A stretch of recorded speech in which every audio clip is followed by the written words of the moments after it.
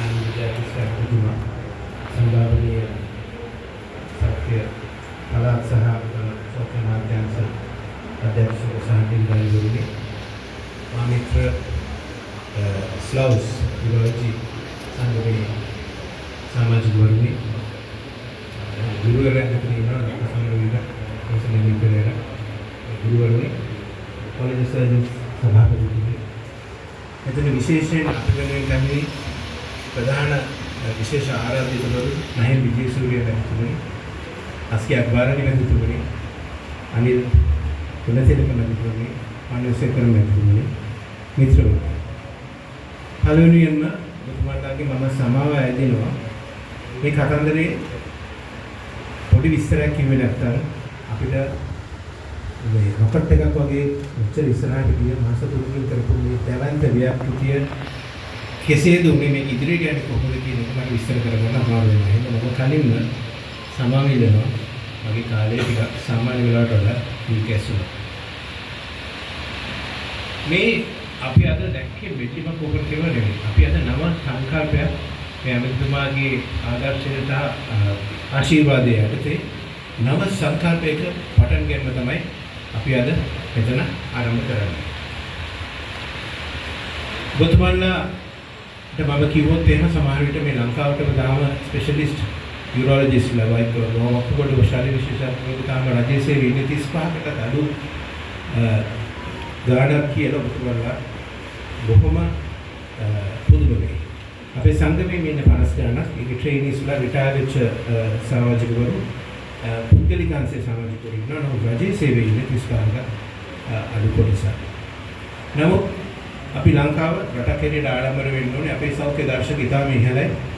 ඒ දැක්මක් තියෙන හින්දාට මේ රටේ සියලුම කොටස් වලට රජයේ විසින් මේ වකුගඩු එහෙම නැත්නම් යුරෝලොජිස්ට්ලා කියන කෙටියෙන් යුරෝලොජිස්ට්ලා පත් කරලා තියෙනවා. ඉතාම සාධාරණ ලෙස ජනගහනය බලලා ඒක තවදුරටත් දියුණු වෙන්න අපි තවදුරටත් ඔප්ටිමයිස් කරන්න අපි සංගමේ ප්‍රොපෝසල්ස් දීලා තියෙනවා. ඒ ඔසියල දෙපිළිවෙලක් තියෙනවා. ඉතින් මම හිතන්නේ අපි තාම ආඩම්බර වෙන්න ඕනේ වේටිං ලිස්ට් කෙසේ වෙතත් මෙවන් සෞඛ්‍ය සේවයක් අපේ රටේ තියෙනවා. ඒකට හේතුව අපි දියුණු වෙන රටක්. ඒක අපි ලැජ්ජා වෙන්න ඕනේ නැහැ.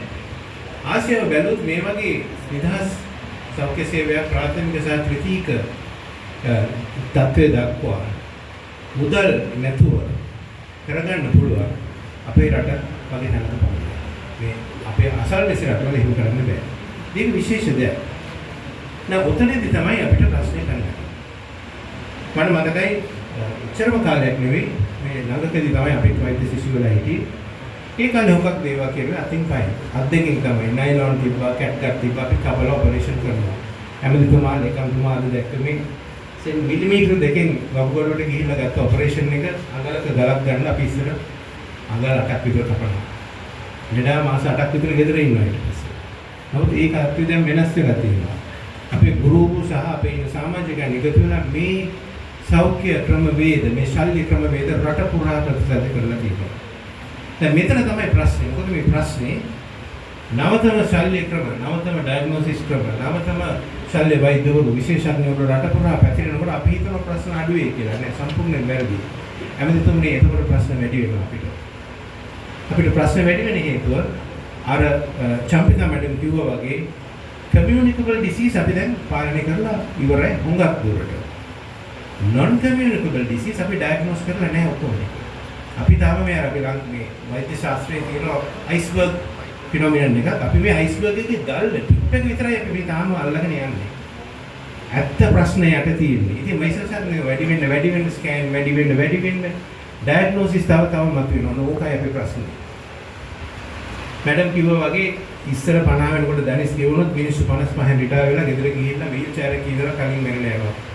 ස්පීන් නැතිකොට අපි රිටයර් වෙලා පොතක් කියවන්න බැරුව කඩලාටුවෙන් ඉන්නවා. heart attack එකක් හැදුනොත් ස්ටෙන්ට් දාන්න බෑ, බයිපාස් කරන්න බෑ, ලෙඩ මැරෙනවා. අද ඒ තත්ත්වය වෙනස්. මේ වෙනස් වීමට ප්‍රධාන හේතුව නිදහස් සෞඛ්‍ය සේවය. මොකද අපේ WHO දත්ත තියෙනවා තාමත් මොන ප්‍රයිවට් සර්විස් තිබ්බත් ප්‍රොසීඩියර් 80ක් ලංකාවේ වෙන්නේ රජයේ කොහොමද? ඉතින් අපි මේ මිනිස්සුන්ගේ සෞඛ්‍ය තත්ත්වය දියුණු කරන්න නම් රජයේ රෝහල් වල තියෙන ක්‍රමවේද වෙනස් විදියට හිතන්න ඕනේ. out of the box. නයි විජේසූරිය මහත්තයා මොහොම විලෝ කියලා out of the box කියලා ඒක මම හිතන්නේ එතුමාම කියයි. අපි මේ ට්‍රැඩිෂනල් සංකල්ප වලින් එළියට යන්න ඕන. ඔතන තමයි මේ ස්ලවුස් සංකල්පය ආවේ. මේ ස්ලවුස් සංකල්පයට අපි කිව්වා ස්ලවුස් එයාර්ලයින් මොඩල් කියලා. ඒක මම දාපු නමක් සමාවෙන්න ඕනේ. ඒකට හේතුව අපේ එයාර්ලයින් ඉන්ඩස්ට්‍රි එකෙන් ගොඩක් දේවල් ඉගෙනගෙන තියෙනවා. අපේ අධ්‍යක්ෂකවරු ඔක්කොම විශේෂඥ වෛද්‍යවරු අපිට ඇමතිතුමා අපේ විශ්වවිද්‍යාලයේ ආඩම්බරයෙන් කියන්න පුළුවන් ග්‍රැජුවේට් කෙනෙක්. ඒගොල්ලෝ ඔක්කොම දන්නවා WHO checklist කියලා safety checklist එකක් තියෙනවා සර්ජන්ස් වලට. ඒක අපි ගත්තේ එයාර්ලයින් ඉන්ඩස්ට්‍රි එකේ. පයිලට් කෙනෙක් එයාර්ලයින් එකක් ගෙනියන්න හරි බාන්න හරි ඉස්සෙල්ලා checklist එක බලනවා. ඒ වගේ අපි එයාර්ලයින් ඉන්ඩස්ට්‍රි එක දිහා බැලුවොත් එහෙම අපිට හොඳ උත්තරයක් අපූර්ව උත්තරයක් ලැබෙනවා ලැබෙනවා. මොකක්ද ඒ උත්තරය? මම කිසිම මේ අපහාසයක් නොකර මම මේකට උදාහරණයක් කියන්නම්. දැන් අපි ශ්‍රී ලංකන් එයාර්ලයින්ස් හරි එමිරේට්ස් හරි බැලුවොත් පයිලට්ලා දෙන්නෙක් එක ප්ලේන් එකක් අරන් දෙන්නේ නැහැ ඒගොල්ලෝ. පයිලට්ලා උදේට වැඩට ආපුවම ෆ්ලයිට් එකක් ගිහිල්ලා ඇවිල්ලා ඒගොල්ලන් ආයෙ ගෙදර ගිහිල්ලා රෙස්ට් කරලා එනකම් ප්ලේන් එක එයාපෝට් එකේ නවත්තලා තියන්නේ නැහැ. ආපු ගමන් පෑකින් කරවනවා. තව පයිලට්ලා දෙන්නෙක් ඇවිල්ලා තව කොහෙද ගිහිල්ලා එනවා. ඒගොල්ලන් ආපුවම නැවත හරවනවා. කන්ටිනියස්ලි සතියට දවස් 6ක් මේ පයිලට් මාරුවෙන් මාරුවට මේ ප්ලේන් එක පාවිච්චි කරනවා. දැන් මේ උදාහරණය අපි තව ටිකක් ඉදිරියට ගෙනිච්චොත් ශල්‍ය ශාස්ත්‍රයේ ඇයි අපිට බැරි හිතන්නේ? දැන් ඔබතුමාලා මෙතන අතුලට කියලා කරුණාකර බලන්න අපි හෙට ඔය තියටක හොදා ගන්න ඒකට තමයි අපි සියලු දෙනා ගිහලා බලන්න ඕනේ සපත්තු දාලා මේ ප්ලේන් දෙකක් මේක ඇතුලේ අපි හයි කරලා තියෙනවා. තාම එකයි හරියට හයි කරලා තියෙන්නේ. ඉතින් මේ ප්ලේන් එක පයිලට්ලා දෙන්නෙක් දෙන එක වටින්නේ නැහැ. මම අහුවා එකවර මේකට මේ කතාවට ප්‍රිපෙයාර් වෙන ගමන් මම එයාර්ලයින් ගිල්ඩ් එකේ සීනියර් පයිලට් කෙනෙක්ට කැප්ටන් කෙනෙක් කතා කරලා ඇහුවා මේ ඔයගොල්ලන්ගේ කොහොමද airline to aircraft to pilot ratio එක? ඔබ පුදුමයකටපත් වෙයි මොනවාගේ මහත්තුනේ රේෂියෝ එකයි අපි දාලා තියෙන රේෂියෝ එකයි හුඟක්ව සමානයි. ඒගොල්ලන් කියන 12ට එකයි කියලා. නමුත් අපිට තව වෙන වැඩ තියෙනවා. කෑගාලේ වෛද්‍යවරයා, අනුරාධපුර වෛද්‍යවරයා, කළුගොඩ වෛද්‍යවරයා, නෝර වෛද්‍යවරයා ඒගොල්ලන්ගේ ක්ලිනික් තියෙනවා. ඒගොල්ලන්ගේ කැන්සර් කරන්න තියෙනවා. කැන්සර් වේටිං ලිස්ට් එකක් අපේ නෑ. බිඳුවයි. සමිතිය දන්නවා අපි ඔඩිට් එක කරපුවා 0 කැන්සර් වේටිං ලිස්ට්. අපි දෙතුමනේ ඒක ලොකු දෙයක් කරා. නමුත් ගල් එහෙම කරන්න බෑ. මොකද බලන්න ගල් හැදෙනවා වැඩි. බලන්න ගල් හම් වෙනවා වැඩි. නමුත් අපිට ප්‍රතිකාර කරන්න බෑ. බොටල් එකක් තියෙනවා. මොකද අපහසුතාවයක් නැතුව මම ඇතුළුව.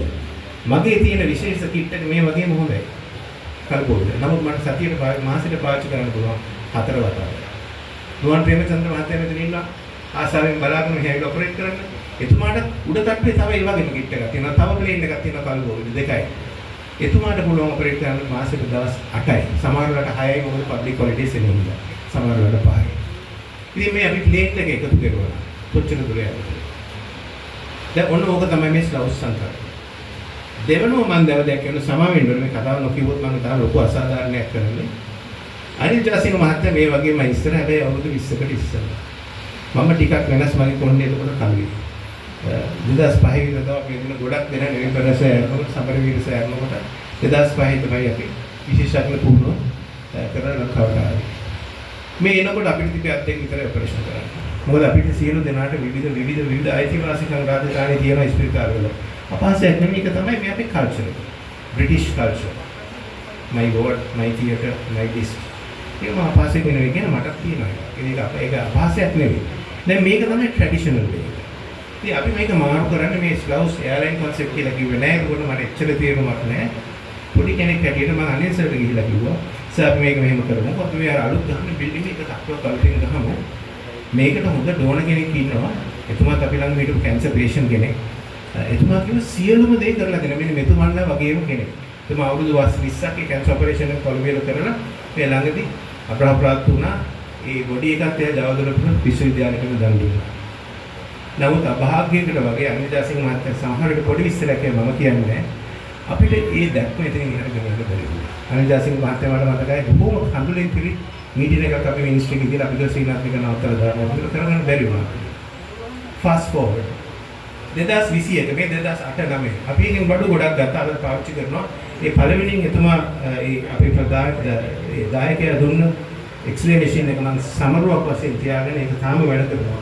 අද මේ කීටකේ ඇතුලේ තියෙනවා බලන්න පුළුවන් 2011 George Philomena Foundation donated by Mr. Anubra Pereira and Sunil Pereira still working. Fast forward 2021 ඒ අවස්ථාවේදී මට භාගයක් ලැබුණා College of Surgeons එකේ ප්‍රෙසිඩන්ට් වීමට මගේ වාරයට ගොඩාක් කාලෙක අවුරුදු 10ක් විතර ඉස්සෙල්ලා. ඒ කියන්නේ මෙදා ප්‍රධාන ලංකාවේ සියලු සර්ජන්ස් අපි ප්‍රෙසිඩන්සි එක. ඒක ගෝල්ඩන් ජුබිලි අවුරුද්දේ මට හොඳ භාගයක් ලැබුණා. මේ සංකල්පය අපි නැවත ගෙනාවා. එතකොට අපේ හොස්පිටල් එකේ ඩිරෙක්ටර් වෙලා නවතම බ්‍රෑන්ඩ් නිව් අධ්‍යක්ෂ දිනලාලිටිට ගියාට අස්සේල ගුණවදන මහත්තයා. ඉතින් ඇත්තට මේ මෙතන උගක් මේ මහතුරු hina වෙන්නේ මගේ කරදරේ අදින් නවතිනවා කියලා සමහරවිට හිතාගෙන එහෙම වෙන්නේ නැහැ හැබැයි. එහෙම කොහෙත්ම වෙන්නේ නැහැ. අපි ඒ පාර විජේ කුමාරතුංග රෝහලේ මේ සංකල්ප නැවත නව අලුත් ඩෝනර්ස්ලාත් එක්ක කරන්න පටන් ගත්තා. මම ඊටම සතුටුයි කියන්නේ මේ ඩෝනර්ස්ලාගෙන් 90% අනුර පෙරේරා මහත්තයා අරුණකොට අනුර පෙරේරා මහත්තයාගේ සහෝදර සුනිල් පෙරේරා අග්‍රහප්‍රාප්ත වුණා. එතුමාලා මෙතන ඉන්නවා. නයි විජේ සූරිය මහත්තයා මනසේකර මහත්තයා මනසේකර එක කෝල් එකක් දුන්නේ පහවද මගේ නේද? අනිලප් එකක් තිබ්බා. ඒ ගාන කියන්නේ හොඳ නේ මහත්තයා වැච්ච වෙයි. ලුකු චෙක් එකක්.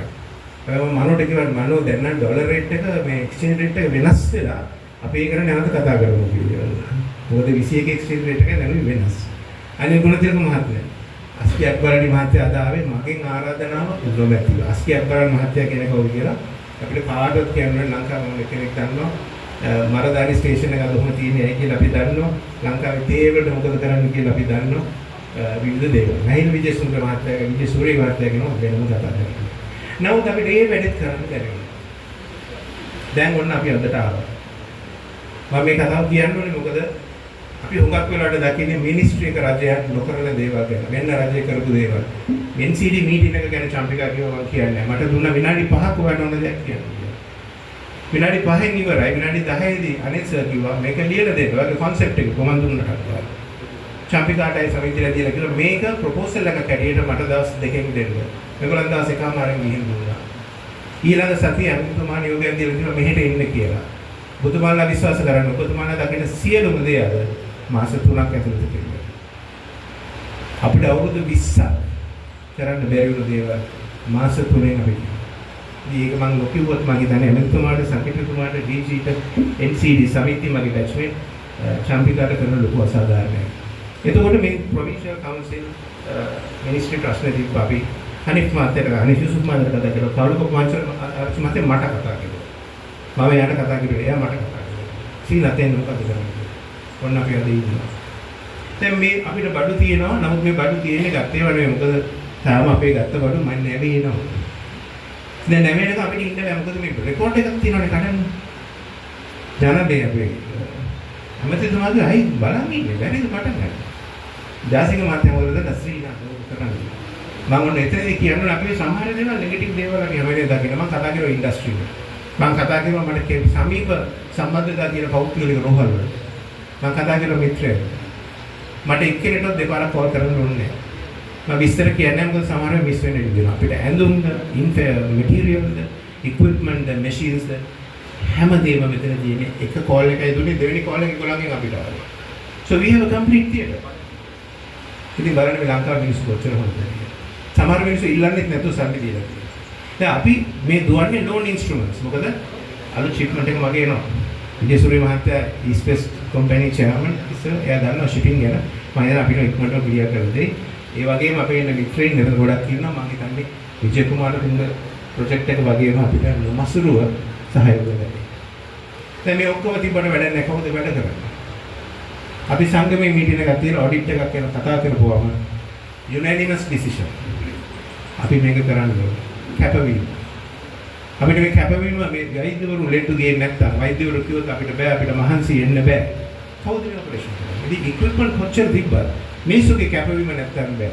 ඉතින් මම ඇත්තටම තාම ගෞරවයෙන් මතක් කරනවා අපේ ජන්නිමුත්‍ය ශල්‍ය වෛද්‍යයන් ස්ලවුස් ඇසෝසියේෂන් එකේ unanimous decision එකක් තියෙනවා. මේ ප්‍රොජෙක්ට් එක ඉදිරියට ගෙනහිල්ලා හැකි ලෙස මේ waiting list අඩු ඒ කියලා ඉස්සෙල්ලා කියව මේ waiting list තව එන්න වැඩි වෙනවා. මේක පටන් ගත්තට පස්සේ මා සහායකයන් අමෙතුමාට කිය 10000ක් ඉන්නවා දැන් කියලා. මොකද මිනිස්සු එනවා ඒක. ඔන්න දෙවෙනි ප්‍රශ්න. තුන්වෙනි එක ඒ කම්පිටා වැඩම කිව්වා ධමින්ද කිව්වා අපිට ස්ටාෆ් නැහැ. එදා තමයි මට තේරුනේ අවුරුදු 20ක් මම කරදොල වැඩ කරපු වෙලාවෙ කොච්චර භාග්‍යයක්ද කියලා. මම හිතන්නේ 20 අතර ඉඳගෙන ඉන්නවා. ඔබතුමාලා මේ දකින්නේ ඔක්කොම හොස්පිටල් ස්ටාෆ් තුන්දෙනා මේ විදිහට ඉතාම කුඩා රෝහලක්. මොන කුඩා රෝහලක් කියලා වැරද්දක් නැහැ. කලුගොල්ල මගේ ස්ටාෆ් එක ඔක්කොම වැඩ කරන්නේ ඉඳයි. මුදල් නැහැ. ඕවර් ටයිම් දුන්නත් හොඳයි. ඊළඟේ නැහැ. දවස් දෙක තුන නැවතිලා ඉඳලා වැඩ කරනවා. ඊ සර්ජරි කරේ ඔක්කොම කළුගෝල ස්ටාෆ් එකයි, රාගම ස්ටාෆ් එකයි, බැරිම ස්ටාෆ් එකයි. සුළු සේවකයෝ, නර්ස්ලා, ටෙක්නීෂියන්ස්ලා සියලු දෙනා. ඔන්න තුන්වෙනි සාදේ. මේ ඔක්කොම කරන්න අපිට මිනිස්ට්‍රි එකේ බෙසින් එකක් නැත්තම් බෑ. මේ මාස 3 කරන තීරණය දැන් මේ අනිතුමම කිව්වා political procurement process, approval, meeting, committees. කොහොමද මේ? වැරද්දක් නම් කිසි වැරද්දක් වෙලා නැහැ. වැඩේ මොනවද මාස 3?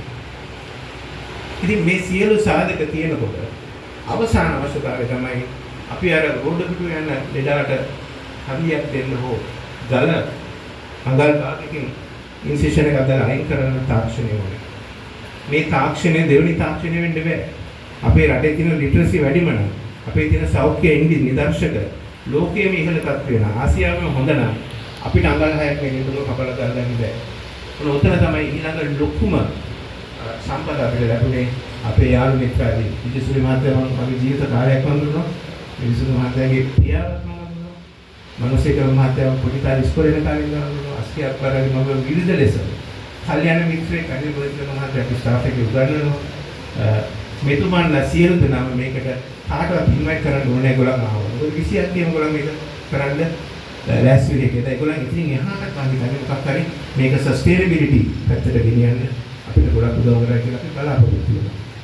දැන් ඉදිරි දැන් මේක දැන් කියන්නේ මෙතනට එනවා. ඉදිරි දැක්ම මම කියන මේ වගේ মালටි බිලියන් ෆැසිලිටි එකක් අපිට ලැබීම මම හිතන්නේ පිනක් අරමුණකට වෙන දෙයක් වෙන්න බෑ. මේක අපිට ලබා දීමට මේ ඇඩ්මිනිස්ට්‍රේටිව් කටයුතු කිරීම වාග්යක් අරමුණකට වෙන දෙයක් වෙන්න බෑ. මේක මාස 3න් කිරීම කියන එක මම හිතන්නේ ලෝක වාර්තාව විය හැකි. ඒක බලලා බලන්න ඕනේ. ඒකෝට ඉදිරි දැක්ම අපි ගල් පමණක්ද මම හිතන්නේ. මේ ගල් කියන විදිහ ලොකුම ප්‍රශ්නය. පොස්ටේට් කියන ඊළඟ ප්‍රශ්නය. එතකොට අපි ලංකාවේ ඉදිරි නිදර්ශක ඉස්සරහින්ම ඉන්නවනම් අපි ලෝකෙට දෙවෙනි වෙන්න ඕනේ. ඒ කියන්නේ තරගයක් ඉඳ නෙවෙයි. අපි අපේ දැක්ම හැම වෙලේම හොඳම වීම. ඉදිරියෙන් සිටීම. අන්න ඒතර තමයි අපි අනිල් ගුණතිලක මහත්තයාව සම්බන්ධ වෙන්නේ. එතුමා මටත් පොරින් එතට ඇවිල්ලා අපේ මේ හොස්පිටල් ඩිරෙක්ටර්ත් අපේම ජයවර්ධනපුර ගෝලේ එයාත් එක්ක කතා කරලා මේක තාම කතාවක් පමණයි. එයා කියලා තියෙනවා අපි සල්ලිත් හොයලා බඩුත් අරගෙන මේන්ටේන් උත් කරලා කන්සියුමබල්ස් උත් ගෙනල්ලා ඔක්කොම කරලා දුන්නොත් මෙතන රොබොටික් සෙන්ටර් එකක් කරන්න බැරිද? මම හිතන්නේ ඒක මෙතන කතා කරන්න පුළුවන් දෙයක් නෙවෙයි. නමුත් අනිල් ගෝවින්දරක මහත්තයා මෙතන අදින්න විශේෂ හේතුව එකයි. ගරු ඇමතිතුමනි මේක අපිට අවුරුදු 5කට නැත්නම් 7කට ෆුල් ස්පොන්සර්ෂිප් එකක් තියෙන ප්‍රෝග්‍රෑම් එකක්. මේ යුරෝලිස්ලා ඔක්කොම ට්‍රේන්ඩ් ඉන් රොබොටික්ස්. මොකද අපි කරන්න බෑ. අපිට සම්පත් නැහැ. අපිට රොබොටික්ස් නෑ. ලංකාවේ තාම පුද්ගලික අංශ දෙකක් තියෙනවා. පුද්ගලික අංශය කියන්නේ 10%ක් විතරයි. ඔය රොබොටික් කරන පුද්ගලික අංශෙට 5%කටවත් බෑ. ඉතින් 95ක වෙන්නේ. මෙන්න අනර්ග තැන. සාජීව සත්‍යක්වත් වියදම් වෙන්නේ නැතුව සෙන්ටර් ඔෆ් එක්සලන්ස්. දැන් මේක ආරංචි වුණාම මේ සෙන්ටර් එක ඕපන් කරනවා කියලා නොවැම්බර් වල අපේ අන්තර්ජාතික සමුළුවට සම්බන්ධව ඔල්රෙඩි ඉංගලන්තයේ මහා බ්‍රිතාන්‍යයේ ස්පෙෂලිස්ට් ડોක්ටර්ස්ලා මේ හැවිලා මේ ශාස්ත්‍රීය ඉගෙන ගන්න වර්ක්ෂොප් එක අවුරුදු 15ක් තිස්සේ කරනවා. පුරනරුල කලබෝලට උපනේ වර්ක්ෂොප්ස් දැන් මෙතන කරන්න බුක් කරලා තියෙනවා. සෞඛ්‍ය අමාත්‍යාංශයේ අනුමැතියට යටත්ව. ඉතින් මේක තමයි ඉදිරි දැක්ම. Center of Excellence. Serve the people. To serve the people අපේ මේ ඉන්න විශේෂඥ මිත්‍රයින් කිසිම පැකිලීමක් නැතුව ඉදිරිපත් වෙලා ඉන්න ඇවිල්ලා වැඩ කරනවා. මිනිස්ට්‍රි එක කිසිම පැකිලීමක් නැතුව අපිට මේ උදාහරණයක් තියෙනවා කියන්න ඕනේ මේ වැඩි කරලා දීලා තියෙනවා. ඉතින් මේකත් වඩා මොනවද? ඉතින් මම හිතන්නේ හැම දෙයකම කාලයක් සහ වේලාවක් තියෙනවා. අපි කොට මම දන්නේ මම වැඩි මේ ෆිලොසොෆි දන්නේ අපි එක කාලයේ දේශ දීපය සියලු නැකත් නිමිති ඔක්කොම එකතු වෙන්න ඕනේ. මම හිතන්නේ අද ඒ වගේ නැකත් නිමිති එකතු වෙන දවසක්.